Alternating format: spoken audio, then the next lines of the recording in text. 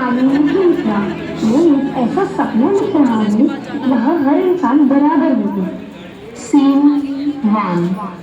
रोज इतनी देर क्यों लगती है तुझे घर आने में? घर का काम कौन करेगा? मैं भी पूरे दिन काम करती हूँ, मुझे भी थकान होती है। औरत होते हुए भी काम करने दे रहा हूँ, इसका काफी नहीं है। तुम्हारी कमाई से घर नहीं चल पाता, इसलिए मुझे बाहर काम करना पड़ता है। क्या कहा? तेरी हिम्मत कैसे हुई है बोलने की? पापा, मम्मी भी तो इंसान है ना। बच्चों को बीच में मतलब। उस घर में उस औरत की आवाज दब गई। 26 जनवरी सिर्फ कैलेंडर के लिए नहीं, वो ये याद दिलाता है कि इस देश में हर नागरिक को आजादी से जीने का हक है। जब एक औरत चुप रहने पर मजबूर हो जाती है, तब सिर्फ वो नहीं, संविधान भी जख्मी हो जाता है। Scene 2. Next day, Meena goes to the market and met Anamika, her childhood friend. Hello, Anamika. Oh, hello. Meena, इतने दिनों बाद मिली? ये कौन है? मेरी बेटी है रिया। हेलो बेटा, कैसे हो? ठीक हूँ आंटी।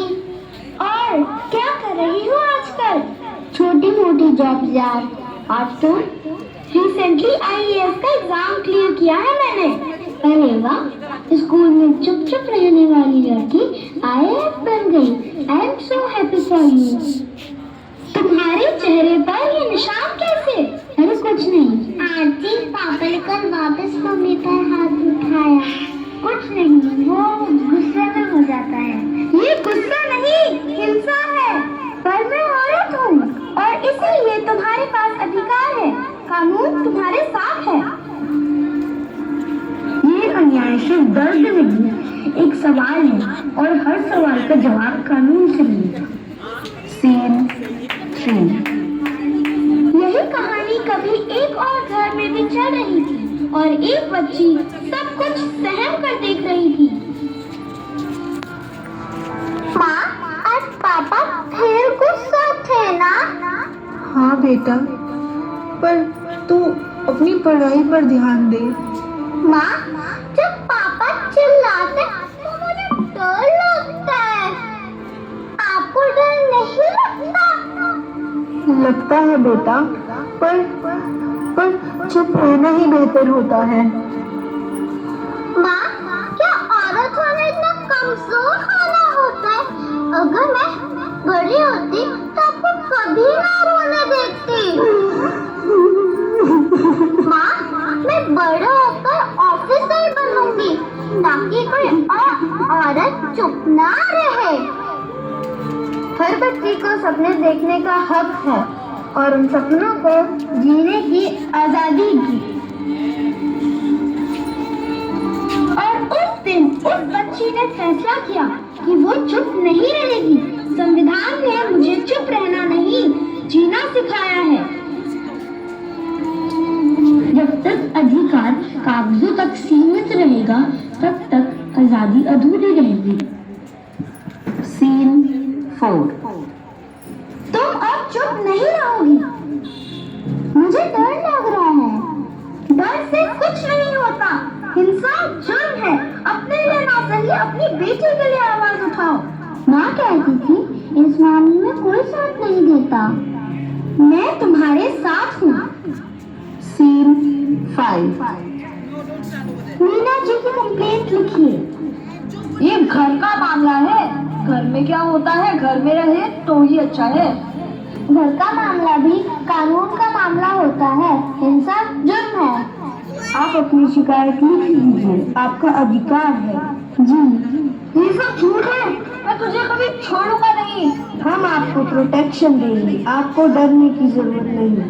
आपको अरेस्ट किया जाता है। अरेस्ट? मुझे? हाँ, घरेलू हिंसा के लिए।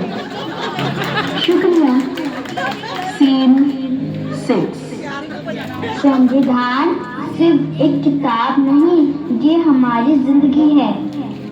अगर कोई आपको मारे तो ये फिजिकल वायलेंस है, कानून के हिसाब से क्राइम है।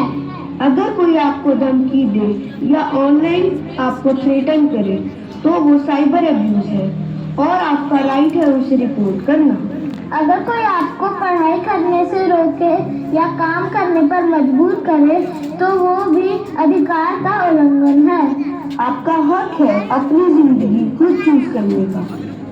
सुरक्षा का हक, सम्मान का हक, शिक्षा और अपनी जिंदगी चुनने का हक यह दया नहीं अधिकार है। मैं अब अपनी जिंदगी खुद जीऊंगी और अपनी बेटी की आवाज को भी दबने नहीं दूंगी। यही हमारा भारत है जहाँ कॉन्स्टिट्यूशन सबको बराबर का हक देता है। बेटा, मैंने एक काम तो अच्छा किया अपनी जिंदगी में, तुम्हें पढ़ाया और इस काबिल बनाया कि तुम मेरे जैसी औरतों की मदद कर सको। जब तुमने अपनी आवाज उठाई, मुझे लगा मैं भी आज जीत गई हूँ। आज मैं अपनी बेटी पर नहीं, अपनी ताकत पर गर्व करती